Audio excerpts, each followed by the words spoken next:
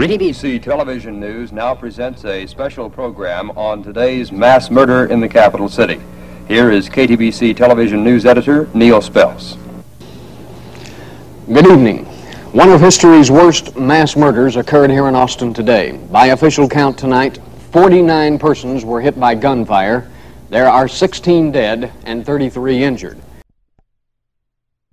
On August 1st, 1966, 25-year-old Charles Joseph Whitman came to the University of Texas campus and began shooting from the tower observation deck. According to Gary Laverne, author of A Sniper in the Tower, it is a day that will never be forgotten.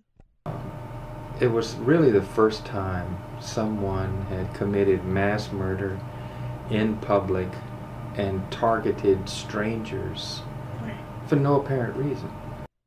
At the time, 26-year-old Bob Taylor was at work at his summer job on the 4th floor of the tower.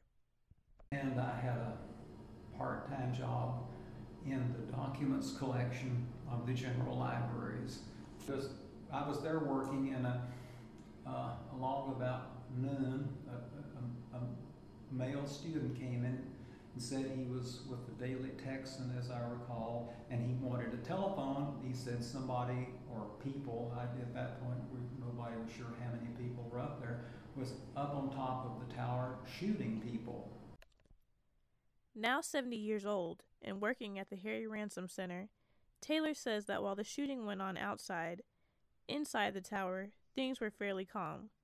However, he did note that not all took the shooting so well.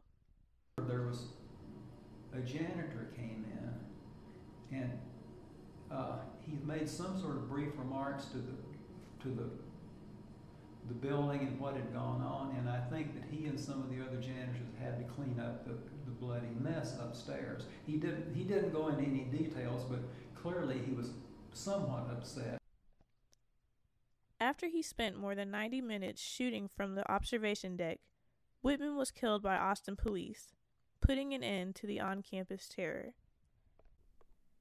In September of 2010, more than 40 years after the Whitman shooting, mathematics sophomore Colton Tooley entered the Perry Castaneda Library, masked and with an assault rifle.